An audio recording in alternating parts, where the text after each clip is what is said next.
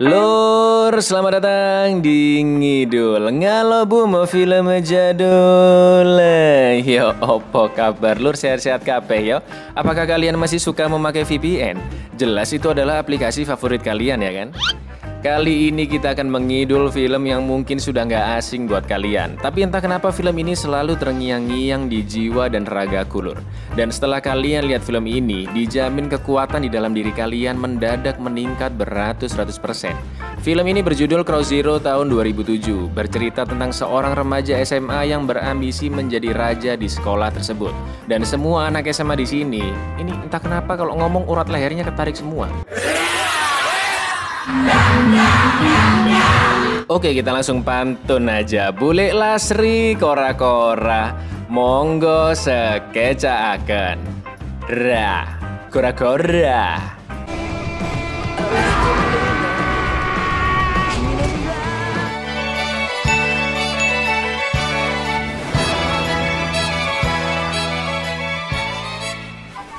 Film diawali oleh seorang pria bernama Ken yang ditembak oleh bosnya, salah satu ketua Yakuza bernama Joji. Ada apa gerangan? Film pun flashback di sekolah SMA khusus laki-laki yaitu Suzuran.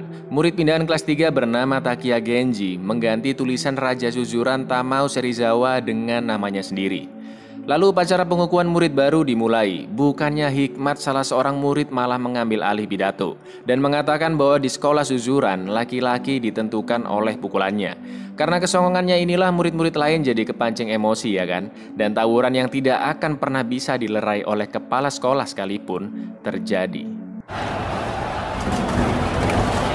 Sampai akhirnya tawuran terhenti karena sekelompok Yakuza tiba-tiba datang. Mereka mencari murid bernama Tamao Serizawa karena dia telah melukai komplotannya sampai masuk rumah sakit.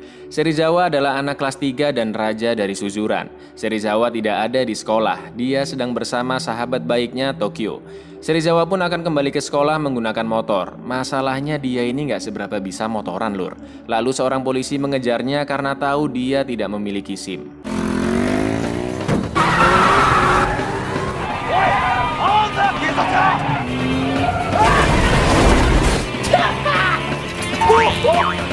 Di sekolah, Genji menghabisi semua geng Yakuza dan Serizawa pun datang. Saat itulah untuk pertama kalinya mereka bertemu.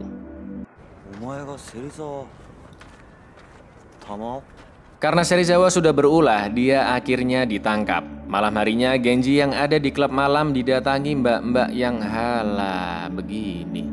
Mbak-mbak ini bernama Ruka, salah satu penyanyi di sana. Ruka bertanya kenapa Genji pindah ke sekolah berandalan yaitu Suzuran.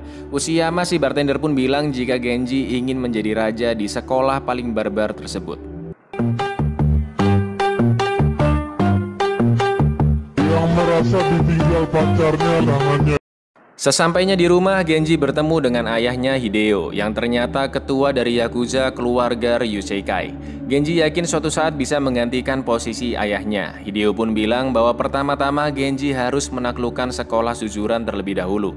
Keesokan harinya di sekolah, Serizawa dan gengnya sedang asik-asiknya main mahjong dan berencana akan mengalahkan seluruh kelas 3. Lalu tiba-tiba Genji ternyata teman Tokyo di SMP. Genji ingin langsung menantang Serizawa. Serizawa juga emosi gara-gara dia udah menang tapi Genji malah ngerusak mainannya. Tokyo pun menenangkan Serizawa. Karena Genji murid baru di sana, Tokyo bilang jika Genji harus mengalahkan Rindamen, anak kelas 2 terlebih dahulu sebelum melawan Serizawa. Lalu datanglah Mikami bersaudara, pemimpin kelas 3A. Wah, kebetulan akan kita bantai kelas 3 satu persatu. Mikami bersaudara menantang Serizawa, tapi Serizawa mengalahkan mereka dengan sangat mudahnya.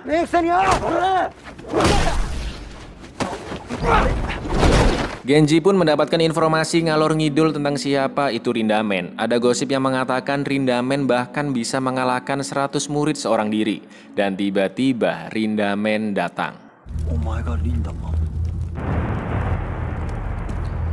Ken yang salah mengira Genji adalah Serizawa akhirnya berteman dengannya. Ken mengaku dia adalah alumni Suzuran dan dulu dialah penguasanya. Padahal itu semua omong kosong.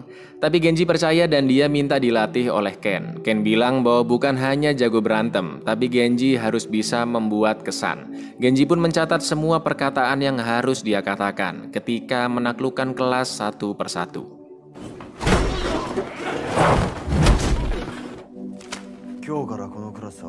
Kelas E milik Chuta berhasil ditaklukkan. Chuta pun menjelaskan kondisi Suzuran sekarang. Rindamen bergerak seorang diri dan berada di tahap yang berbeda.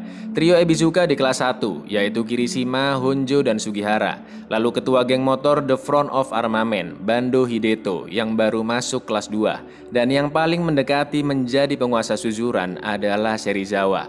Bersama anak buahnya yaitu Tokyo, Susumoto si atlet judo, dan Tokaji, otak dari Serizawa.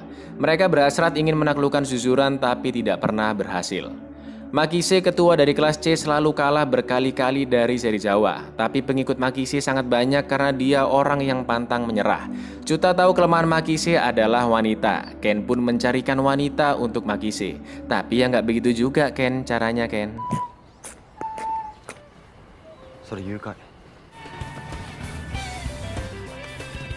Usaha Ken gak ada yang berhasil. Genji yang melihat Ruka di rumahnya pun meminta bantuannya. Serizawa ditantang Washigota dari kelas 2. Lagi-lagi dengan mudah Serizawa mengalahkannya. Genji mendatangi Makise, bukan untuk bertarung tapi mengundangnya ke grup kencan. Makise pun berminat dengan dandan luar biasa lebay dan keringat dingin di seluruh tubuhnya. Makise tidak akan bergabung dengan Genji jika dia tidak mendapatkan pacar malam itu. Masalahnya Makise ini nggak bisa biasa lur kalau ketemu cewek.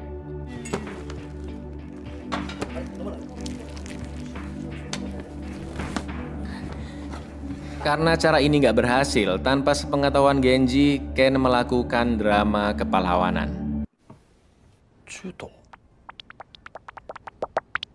Woi, tengah! 俺の女に手を出してんじゃねえ。Genji menangis karena dikatai beringsik oleh Ruka. Mereka pun akhirnya mengobrol dan suasana kembali cair. Makise akhirnya mau bergabung dengan Genji. Genji juga mengajak Izaki untuk bergabung, ketua dari kelas D. Izaki menjebaknya dengan membawa gengnya untuk menghabisi Genji di sana.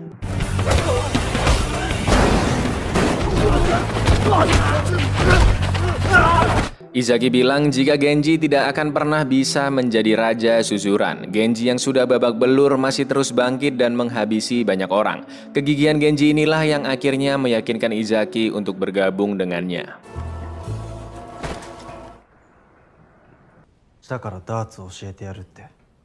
Serizawa dan kawan-kawan tahu kabar orang-orang terkuat yaitu Makise dan Izaki yang diajak bergabung oleh Genji. Serizawa malah senang mendengarnya dan melanjutkan bermain bowling.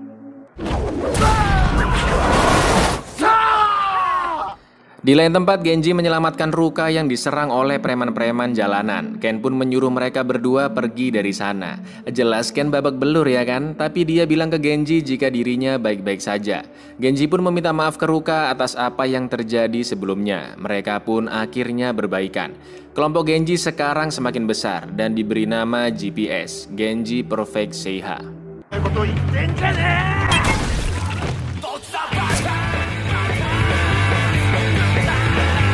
Tanpa sepengetahuan Serizawa, Tokaji tiba-tiba menyerang Izaki. Genji pun akan membalaskan dendam. Tapi Makise mencegahnya karena GPS masih kalah jumlah. Dan jika Genji kalah, maka mereka semua akan tamat. Genji yang akhirnya tersadar berusaha meredam emosinya, meskipun itu sangat menyakitinya. Lalu Serizawa dan Tokyo datang ke bar dan tanpa sengaja bertemu Genji yang juga ada di sana. Ketika Genji akan bergelut dengan Serizawa di luar, tiba-tiba Tokyo kejang-kejang dan langsung dilarikan ke rumah sakit. Ternyata Tokyo memiliki penyakit aneurisma otak besar dan jika dilakukan operasi, kemungkinan berhasilnya hanya 30%. Di lain tempat, Genji tiba-tiba menjadi liar dan menghajar siapapun yang dia temui agar mau bergabung dengannya. Makishi tidak suka dengan cara Genji yang seperti ini dan dia memutuskan keluar dari GPS. Genji merasa banyak masalah yang menimpanya akhir-akhir ini dan itu membuat dirinya semakin tidak terkontrol. Ken akhirnya tahu bahwa ayah Genji adalah ketua dari keluarga Yakuza Ryuseikai. Ken ternyata bergabung di keluarga Yakuza yang merupakan musuh bebuyutan dari keluarga Ryuseikai. Bos Ken yaitu Joji memintanya membunuh Genji, tapi Ken tidak sanggup membunuhnya. Ken ingin melihat Genji sampai ke puncak dan menjadi yang terbaik. Genji, teppen toreo. Genji mengajak Makishi untuk bergabung kembali. Dengan senang hati, Makishi menerimanya. Izaki juga sudah sembuh dari rumah sakit dan GPS kini kembali kuat. Ken mendatangi Hideo dan mengatakan rencana bosnya untuk membunuh Genji. Ken sebenarnya sangat ingin bergabung dengan keluarga Ryuseikai, tapi Hideo tidak mengizinkannya. Maka dari itu dia bergabung ke keluarga Yakuza yang lainnya. Ken pun menitipkan surat untuk Genji. Ken tidak ingin Genji menjalani kehidupannya sebagai Yakuza. Tokaji ternyata memiliki rencana untuk melemahkan GPS tanpa persetujuan Serizawa. Tokaji bersekongkol dengan ketua geng motor Bando untuk menculik Ruka.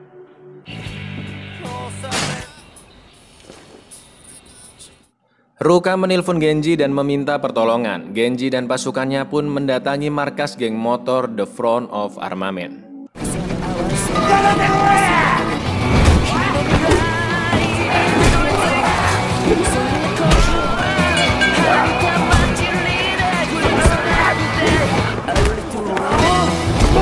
Ternyata kedua kelompok ini dijebak. Yang menculik Ruka dan teman-temannya adalah Tokaji. Tokaji melakukan ini agar mengurangi banyak anggota di pihak musuh. GPS langsung mendatangi markas Serizawa. Serizawa akhirnya tahu perbuatan licik dari Tokaji dan langsung menghajarnya. Lebih baik dia kalah terhormat daripada harus melakukan hal seperti ini, kata Serizawa.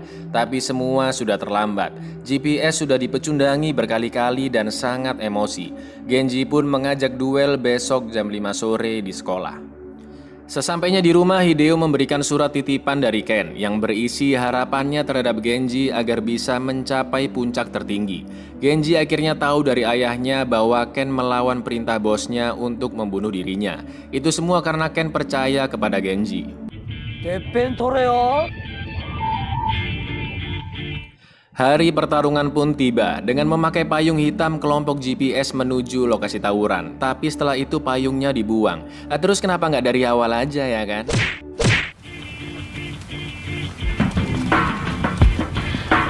Di saat yang sama, Tokyo akan melakukan operasinya. Sedangkan Ken sudah siap menerima resiko karena sudah melawan perintah Joji. Serizawa ingin pertarungan ini dipersembahkan sebagai hadiah untuk Tokyo. Dan pertarungan pun dimulai. Maju, tangan kosong kalau berani.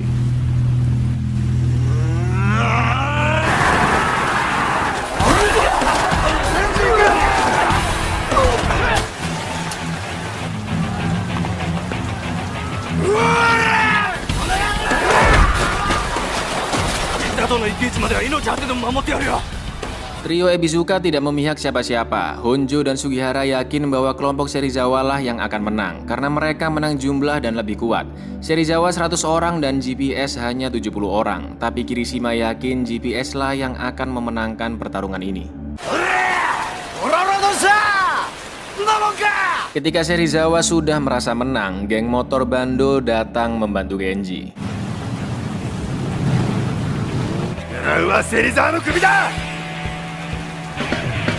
Tokyo sudah masuk di fase akhir operasinya, sedangkan Ken akan ditembak oleh Joji karena perbuatannya. Tapi sebelum itu, Joji memberikan jaket miliknya.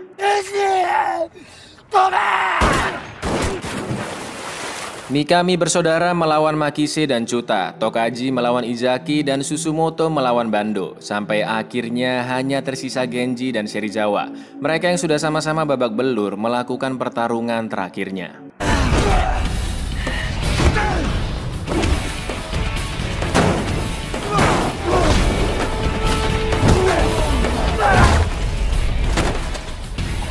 Pertarungan sengit terus berlanjut. Mereka sudah sama-sama sampai di ambang batas. Dan akhirnya...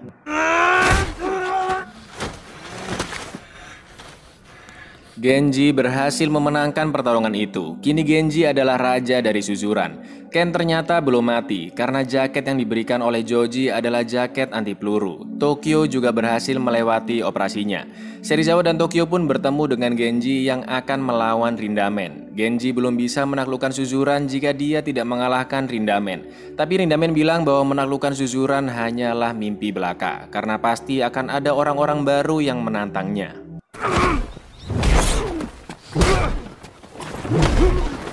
Genji tidak berkutik melawan Rindamen yang seperti monster, tapi dia tidak menyerah. Dan yang terjadi... Buyar, ora, ami Korea, sati Madura. Gimana Lur, sudah merasa kuat setelah lihat film ini? Hah, sama kecoa aja udah panik ente. Jadi emang di ending ini gantung ya Lur, apakah Genji akan menang melawan Rindamen atau tidak? Nanti tak lanjutin sequelnya ya. Film ini mengajarkan kita betapa pentingnya persahabatan dan juga pengorbanan. Tapi yang pasti bukan tawuran, karena tawuran membuat hidupmu berantakan. Terakhir mari kita mendoakan seluruh orang-orang yang terkena musibah akhir-akhir ini agar selalu diberi kekuatan dan kesabaran. Yowes, aku Icang undur diri, matur nuwun dan say no untuk tawuran. But say yes untuk klik subscribe di bawah ini.